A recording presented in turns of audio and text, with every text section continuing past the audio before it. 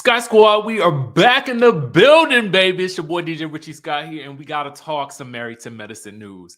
Now, this is major. I need you to listen. I need you to grab your teacups. I need you to grab your coffee cups. I need you to grab your water bottles, whatever you need to sit down for this ponderosa that we are about to have, because we've got all the tea on the Mariah Huq lawsuit. Okay.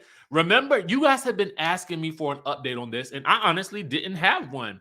I had my suspicions about what happened, but Mariah is finally opening up about what happened with this lawsuit.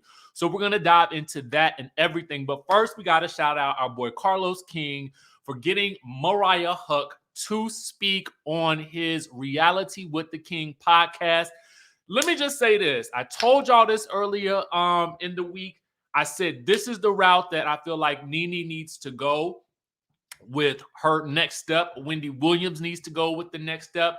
Each and every one of these conversations that Carlos is putting out is curated for maximum impact. Let me tell you that much right now. So, guys, I will place the link for this conversation down in the description down below. We're going to recap it here. So if you don't want any spoiler alerts, I don't know what to tell you because you're about to get them, okay? We're going to do a deep dive into the conversation. We're going to talk about the impacts, what all of this kind of means. And don't worry, I'm going to get to the part about the lawsuit. But there's a lot of tea that needs to be spilled first about what's going on or what happened with Mariah Huq with getting Married to Medicine launched and pitched, and how she was almost on Real Housewives of Atlanta. So let's get things started, okay? So we really want to begin our discussion with this idea of where is Mariah Huq now? Like, she says she's working on scripted television. She's mentioned that she's, tied up some loose ends with related to the Married to Medicine show. And we'll get again to this in a bit. But she says she's writing now to get the coin, and she's writing and she's getting back to the unscripted world. And she says sometimes you have to really go underwater to really, see what God has in store for you. So then we get to this interesting bit of tea that Mariah was supposed to be on the Real Housewives of Atlanta. Oh, yes. Carlos said he wanted her to be on the Real Housewives of Atlanta. They taped scenes for her to be a peach holder with her sister Lake, and this was during season 4. Now, Carlos said that he called the executives and says that she's a no-brainer. Now, the issue was that she had embarked on her own journey to do Married to Medicine, okay? And she said she felt like she needed to see it through. She was already pitching the show, but she knew her worth and wanted to follow her own creation. She also goes on to say that they kept offering her more and more money to do the Real Housewives of Atlanta, but she was really more interested in securing a legacy for herself as a creator, okay? She actually says they initially came to her for the Real Housewives of Atlanta season 3. Now, this was the season where they had invited both Cynthia and Phaedra on to be a part of the show. And Cynthia had also revealed in a previous interview that they had sort of made it seem like it was, and I think she said this, and again, let me put up the alleged banner because I don't want to get this wrong, but I could have swore I heard Cynthia say at one point in time, she didn't know whether or not it was going to be her or Phaedra as the full-time cast member, or if one was going to be a friend, and they ended up making them both cast members. But can you imagine what would have happened if they had thrown Mariah Huq into the series at this point in time? Who would have actually made it? Would Cynthia have still been a housewife? I definitely think that Phaedra probably would have, due to her sort of Southern charm. And I felt like Cynthia had a really gripping storyline with her upcoming wedding to Peter Thomas. But if you had thrown Mariah Huq in there and she had been a no-brainer, I definitely think that we might not have seen Cynthia until a later season. That's just my thoughts on that, okay? But Mariah says that Aiden, her husband, was kind of giving her pushback because, he just didn't feel like Atlanta was right for them. And he encouraged her to continue on with her own treatment for her own show. Okay. She said that the production company She felt as though the production company that that she was pitching to would never do a black show that would compete with the Real Housewives of Atlanta. And she kept pitching to True Entertainment. She said she pitched for years to several production companies. She put her own money behind it. She said TLC at one time had picked it up. Lifetime loved it. And ultimately, she decided to go with the company that worked with Bravo. Now, in season 1, she says that she was only an associate producer.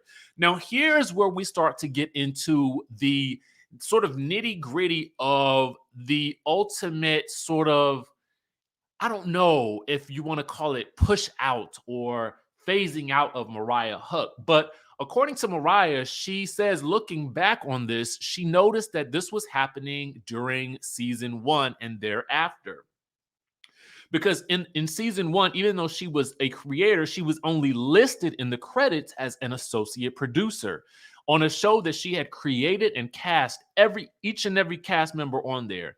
She says she took a step back and she had to approach this situation without burning bridges. Now, this is very important for you guys to understand how to move in these entertainment streets.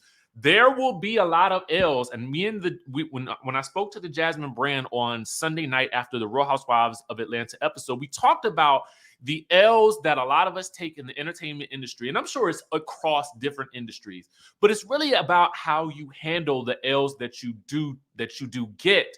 And that is what really sets people apart and how they actually finish their race, which we're going to get to about Mariah in just a bit, okay? So she says she felt disrespected. She felt like she had done everything right and she had a great legal team. And the one thing she did right, though, was being on the show because because initially she said she wasn't going to be on it, which I find very, very fascinating. Okay. She didn't want to be on it because she didn't want to be biased. Now, here's the thing when it comes to Quad and their relationship, she says that people felt like Carlos asked her about people feeling like Quad was becoming the star of the show and perhaps the theory that Mariah was feeling threatened by that.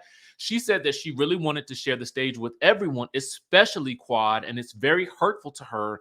And she feels like maybe the production company felt like they were in competition, but she did not feel that way.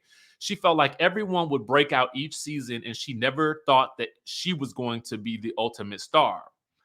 But here is where things probably went wrong. She said that because she was not getting the credit that she felt like she deserved as the creator of the show with the production company, and she labeled herself the Queen Bee, she says that she was sending a message to the production company and not to the cast. And though it was received by the cast as though they felt like she felt like they were working for her, it was more about sending a message that, hey, I created this show, I need the credit. And then once she started making some noise, okay, that's when people started to realize that, oh, we need to start making it known that we need to start listing her in the credits. So she started getting co-EP credit. She said it was in season 3 where she first initially got, and I don't think this is the graphic for season 3. This isn't the graphic for season 3, but she says it was season 3 where she first got the co-executive producer title on the show. And then season 4, she was listed as creator and EP. And that was, throughout the rest of the seasons that she would get that title. But she also says she feels like that's when things changed for the rest of the cast because she felt like there was a separation once it started to be known that she was finally getting the credit that she so rightly deserved as the creator of the show. Okay. She says that it also changed her relationship with the producers because she feels as though perhaps maybe there was this notion that she has too much power. And I'm going to jump back on the screen because I do want to say this. Sometimes I will say this to you guys, when you are pitching a show, and I would love to speak with both Mariah and with Candy about this, but and perhaps Carlos too, if I can ever have another conversation with him, is this idea of, when you are pitching a show is that you own the IP. And when we talk about owning the IP, we talk about trademarks, we talk about licensing. We talk about, URLs, domain names. We talk about anything associated with the name of the brand and the property of the brand. So it's really important to have those things in place and to dot your I's and to cross your T's and to have great legal representation so that you can ensure that you have the best opportunity for being able to see your project through to where you need it to be and to get the proper credit that you need as the creator or a producer. Okay. Um, so the question is asked is, was she phased out of the show? She says yes, but she didn't see it. And she felt like she came out on top, though, eventually at the end. So she felt like they were actually trying to phase her out after season 1. She says they didn't bank on her coming back for season 2, but this is something that she ended up having to learn later on. So the question is, was she fired? So she says that no, her contract ran out and she had a producer contract and she had a cast contract. Okay. She said that she cared more about the producer side, and I understand that because you kind of want to feel like you can leave something as a legacy to, the fact that you are a creator of this, you're a creator of a brand, and I felt her on that. She says that she felt like she lasted so long as a cast member, even though maybe behind the scenes people weren't expecting her to last that long because luckily she had an audience of people who really believed in her and who still really want her on the show. She thinks that everything happened for the best though, because she felt like being on the show took away from her being a producer.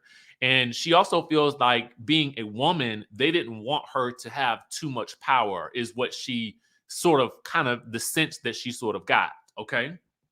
So Carlos said he wishes that she was still that she had pitched Married to Medicine to him. Okay. She feels like Married to Medicine was always sort of the stepchild of Real Housewives of Atlanta in the eyes of the Bravo network because, it was another show that was in Atlanta, but she also recognizes and says that Real Housewives of Atlanta paved the way for them to be able to have a show like Married to Medicine on Bravo. So she is appreciative of that. Um, she also says that she went to bat for Dr. Heavenly for season 2. She knew that Dr. Heavenly would be a wild card. And she also feels like if it was best for her to leave the show, then she was fine with it. Mariah herself. She was always willing to do whatever was good for the show. Carlos said that he felt like season 6 was the best season. I'm not sure if that's the season 6 photo or not, but I just wanted to kind of go back. Was the best season because of the Dr. Jackie and her husband situation and Quad and Dr. G. And then all of the ladies rallying around Dr. Simone and Cecil. She said she really hated that season because she just didn't like, seeing so much heaviness all at one time. And it's asked if she misses Quad. And she says that initially she did, but she thinks that TV does something to people. And that's something that she doesn't miss her because she doesn't really know her, but at this point in time, but she says she wishes her well and she doesn't really see this Quad at all anymore. She did say she expected more of the women to have her back, but she also admits that she made a lot of mistakes along the way. And she feels like she is the same person and fame did not change her at all. And the truth of the matter is, she says she didn't say a lot of things that she could have said along the way. And, she suffered health issues. And a lot of the issues that she faced dealing with the show actually broke her down. But she's found a lot of strength through evolution and her ability to come out on top. Now, regarding the lawsuit, this is where things get interesting. She says that certain things were tied up and worked out in a beautiful way. She didn't physically file a lawsuit, but she was on the track of filing a lawsuit. She says sometimes you have to do certain things to get a reaction to get the desired outcome that you want. And I'm paraphrasing that last statement.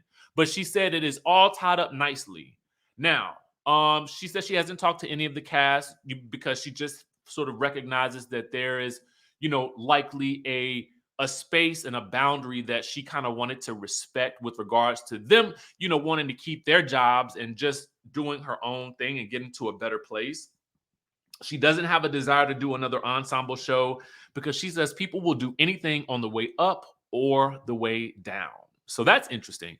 But to take it back to the lawsuit thing real quick, here is what I believe happened, and I could be wrong. Here's what I think happened. I think that Mariah knew she had a very good case with her lawsuit, or pending lawsuit, or however you want to, whatever you call a lawsuit before it's actually filed. I think that she had dotted her I's and crossed her T's. I feel like the production company or maybe the network realized that everything was done correctly by her, and I feel like they found an amicable way to either part ways or at least allow her to sustain her credits and get the proper pay or whatever else it was that she wanted from the situation. I felt like they were able to work it out amicably behind the scenes. And that's just the end of that. That's what I had assumed happened. And I know a lot of people that had questions about this and followed up and, asked me, what did I know, if I knew anything? And the truth is I didn't. But I kind of assumed that because Mariah Huq has taken such she operated in stealth mode. And sometimes it's best when you want to get something done in that way is to pick your battles, choose them wisely, and then handle your business behind the scenes. And I think that it wasn't a situation where she needed to be out and in front of a microphone talking about this. It was more of a situation of I am going to allow time and my actions to prove exactly what it is that I want and get what I need in the end. And I feel like she's in a much happier place because of that. And with that being said, it sounds to me like, from what I'm hearing, as per our friends over at OMFG Reality TV, that we will be getting the Married to Medicine new season in July. So shout out to Mariah Huq. Shout out to Carlos King for this epic conversation. I'm going to again place the link in the description down below so you guys can listen to it for yourself. But baby, let me tell you something. This was needed for me on this Wednesday because I felt like I finally got my Mariah Huq fix, and we finally found out exactly what's been going on with her. And it's nice to hear her voice, and it's really nice to hear that she's in such a wonderful, positive space. So, guys, check it out. I implore you, subscribe to the podcast. And whenever there's a conversation that we need to have about it, we'll recap it, and exactly how we did it here today. So make sure you guys keep it locked onto the channel, subscribe, hit that notification bell button, and I will catch you guys in the next video.